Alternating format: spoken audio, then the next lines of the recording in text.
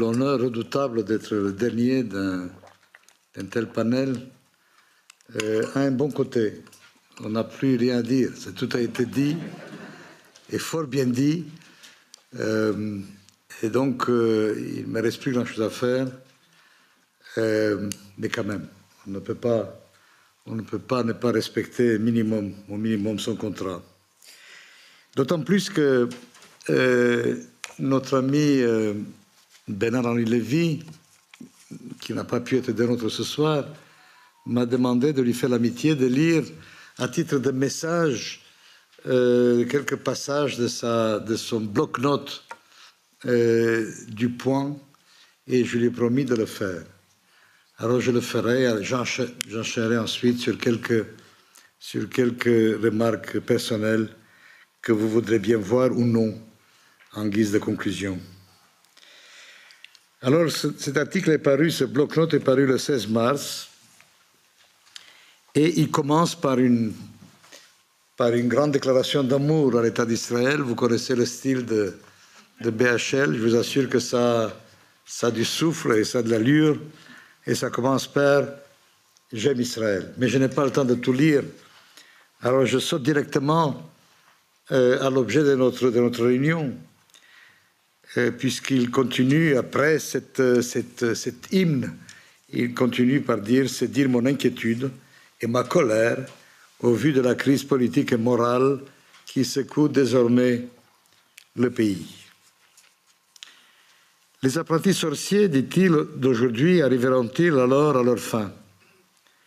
Heureusement, rien n'est moins sûr, car c'est un vent de révolte qui se lève en Israël même contre ces entreprises suicidaires. Pilotes de chasse de Tsahal qui refusent une séance d'entraînement, réservistes de la marine qui, pour dire le refus d'une démocrature façon Pologne ou Hongrie, bloquent le port de Haïfa, hauts gradés du Mossad qui, parfois à visage découvert, ne craignent pas de parler d'un risque de putsch constitutionnel. Tant de défenseurs et héros du pays qui, les uns après les autres, font savoir qu'ils désobéiraient à des ordres qui mettraient en péril la sécurité du pays.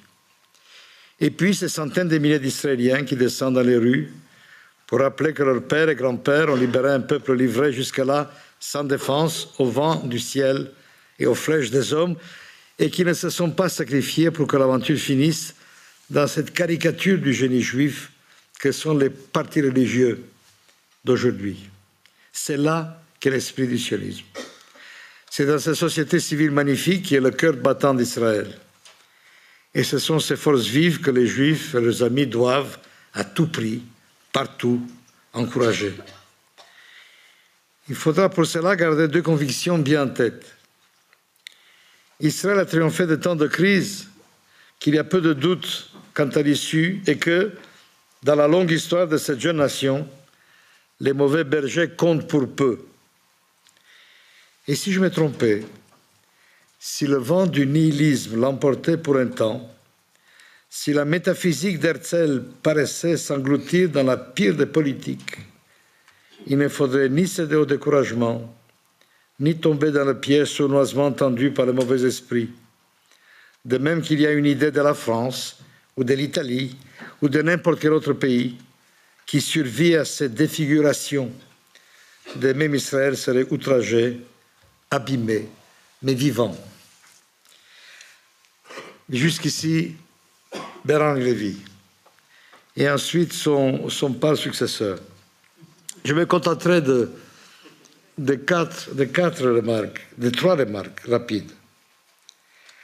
En vous écoutant parler, mes amis, dans le langage qui est le vôtre, qui est le nôtre, dans le langage poli, courtois, parfois professionnel, en parlant de dérives populistes, je me suis demandé si ces mots portent bien l'horreur de ce qui nous arrive. Il faut être sur place, il faut voir ces gens, il faut les entendre pour comprendre que dérive populiste est un mot gentil. Nous sommes dans l'urgence absolue. On a affaire à une équipe de barbares et à une tentative radicale de destruction du régime démocratique israélien. Même ça, ce sont des mots, vous me direz. J'espère qu'ils sont un peu plus forts que dérives populistes. Ils n'en ont rien à faire de la démocratie. Au contraire, ils haïssent la démocratie. La démocratie est un régime grec, donc anti-juif. Je ne parle pas de Netanyahou. Netanyahou, c'est un autre cas. Noah a dit ce qu'il fallait dire de Netanyahou. Et encore, elle était très gentille. C'est un Trump intelligent et cultivé. Il n'y a pas pire. J'aime mieux l'autre. Et donc, face à cette brutalité, face à cette pulsion destructrice, on a fait ce qu'il fallait. Et c'est mon deuxième point. Et je crois que nous sommes en droit de redresser l'échine et d'être fiers de ce pays quand même. Moi-même, je ne m'attendais pas à ça. Eux non plus d'ailleurs. Netanyahou le leur. Je parlais dans un papier dernièrement de l'ours libéral israélien qui hibernait. Vous savez, surtout quand on vivait à Tel Aviv, on vit bien à Tel Aviv. Et donc, il se passe à côté des choses désagréables, il se passe même à Tel Aviv des choses désagréables, mais on s'habitue à tout, vous savez. Surtout que la vie est agréable, qu'il fait beau, qu'il y a la mer, qu'il y a des jolies filles, tout va bien. Et puis, il a fini par se réveiller. C'est-à-dire que les autres étaient tellement confiants que l'ours libéral ne se réveillerait jamais et qu'on allait pouvoir lui faire ce qu'on voulait, qu'il a fini par se réveiller, par se déployer et par rugir. Et quand, vous savez, nous, les autres libéraux, nous sommes des mollassons, en fait. Je le disais tout à l'heure à des amis dehors. Nous n'aimons pas les conflits, nous n'aimons pas l'affrontement, nous n'aimons pas la confrontation, nous sommes tolérants. Et donc, nous voulons bien comprendre l'autre, même quand il nous paraît détestable. Il est difficile de nous mobiliser. Ça prend du temps. C'est vrai pour des individus, comme pour des démocraties libérales, pour des pays. Mais quand nous sommes dos au mur, quand on sent que toute notre patience a été épuisée et que nous sommes au bord de la mine, à ce moment-là, nous devenons féroces. Et j'ai pu voir, et c'était un spectacle magnifique, j'ai pu voir mes frères et sœurs démocrates en Israël devenir féroces. J'ai pu voir la haine dans leurs yeux. Et cet éclat m'a fait du bien, parce que c'est une promesse d'avenir. C'est pour ça qu'ils ne peuvent pas gagner, parce qu'on ne gagne pas contre toutes les forces vives de son pays. On ne peut pas gouverner un pays s'il y aura toutes les élites contre soi. J'ai remarqué l'autre jour que tous les régimes autoritaires se débrouillent pour diviser les élites et se gagner au moins les faveurs d'une part de ces élites. Partout, regardez bien, que ce soit en Hongrie, en Pologne, au Brésil, partout. En Israël, Netanyahou et les siens sont seuls. C'est quand même extraordinaire. Ils n'ont personne. Il y a eu une lettre de 300 économistes éminents qui ont signé il y a longtemps déjà. Ils n'ont pas trouvé un seul pour prendre la défense de sa réforme judiciaire. C'est quand même remarquable. Alors, c'est vrai en Israël, c'est vrai dans le monde où ça devient, où les gens commencent à regarder Israël, le régime israélien, d'un œil torve et se dit que ça ne peut pas continuer comme ça. Partout où il va, il est accueilli par des manifestations. Partout où il va, il est humilié par ses autres, de manière plus ou moins dure. On ne peut pas gagner dans ces conditions. Alors, ce que j'ignore, c'est quelle sera la forme de cette victoire, qu'allons-nous en faire? J'ignore comment tout ça va se terminer. Ce que je sais, c'est que lui ne peut pas gagner, mais je ne sais pas encore comment nous allons gagner. J'ignore encore la forme de contenu de cette victoire. Ce que je sens au fil des manifestations, des papiers que je lis et des discussions avec mes amis, c'est qu'on ne pourra pas, on ne voudra pas revenir à la situation d'avant. Il n'y a pas de retour après une crise pareille, après un passe pareil, après une secousse pareille, un de ces moments rares dans la vie des nations qui divise un avant et un après. On ne revient pas simplement en arrière.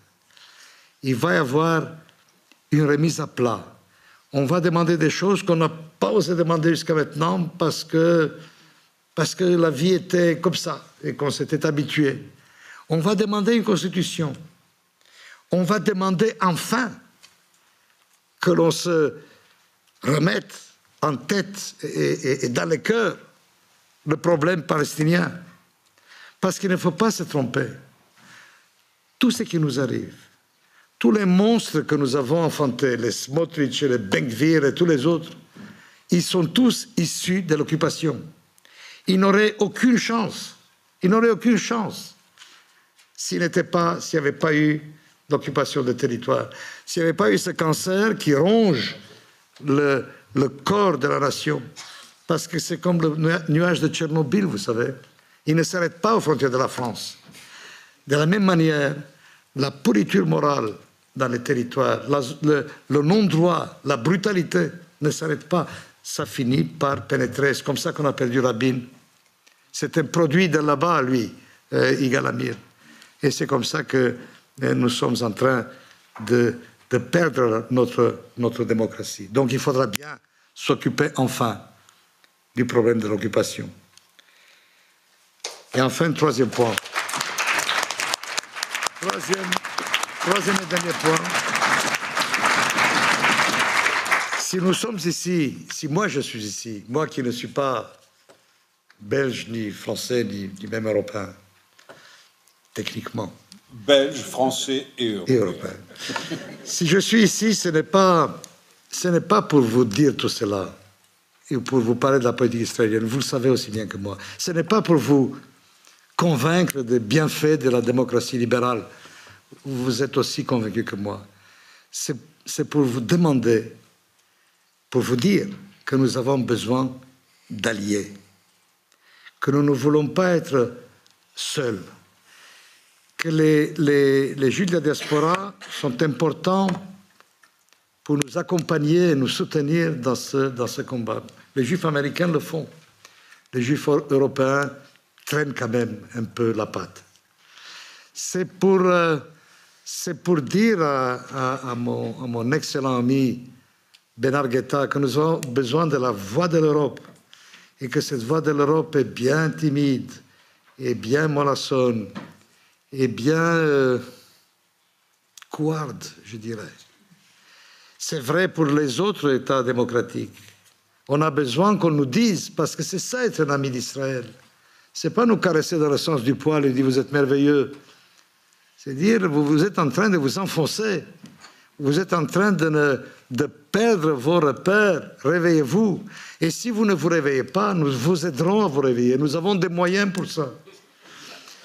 Tu vois bien ce que je dis, Bernard. Nous en avons parlé, et toi et moi.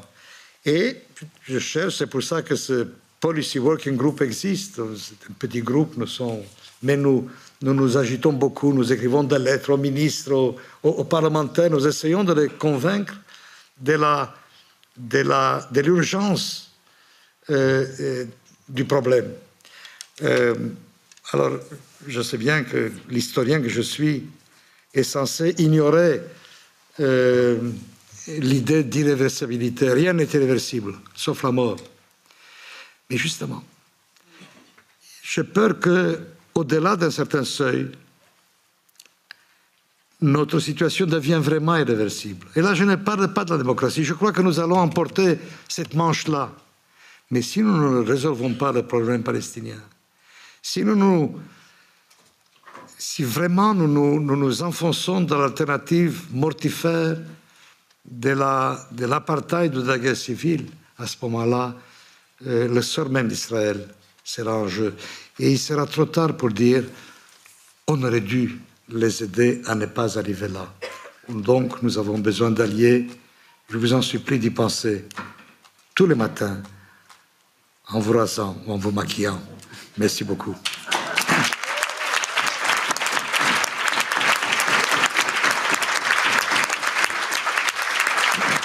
Je ne peux pas ne pas répondre à la question que Elie Barnavi vient de me poser aux députés européens que je suis. La réponse est d'une simplicité, si j'ose dire, biblique. La Shoah fut européenne. Et dans ce Parlement, le poids de la culpabilité européenne reste si gigantesque qu'il est extraordinairement difficile, non pas d'aborder, mais de faire réagir le Parlement sur ce qui se passe en Israël aujourd'hui, ou tout simplement sur la question de la colonisation depuis tant d'années.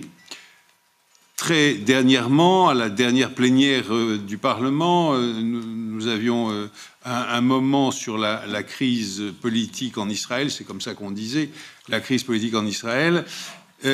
J'ai terminé mon intervention en plénière en disant que nous avions des moyens de pression évidemment politiques, mais aussi économiques sur le gouvernement israélien, et j'ai senti le froid glacial d'une gêne absolue tomber sur la salle, parce que la Shoah était européenne et que la culpabilité reste immense. Mais justement. Mais non. Ne me dites pas mais justement. Évidemment que je sais mais justement. Je vous dis simplement ce qu'il en est. Et ce qu'il en est, ça compte. Ça compte, et je peux vous dire que bien avant cette affaire du changement judiciaire en Israël ou de la tentative d'eux, j'ai essayé plusieurs fois, enfin pas j'ai essayé, j'ai fait plusieurs fois des interventions en groupe, en plénière, mais je sentais à chaque fois cette gêne paralysante dont je vous parlais à l'instant.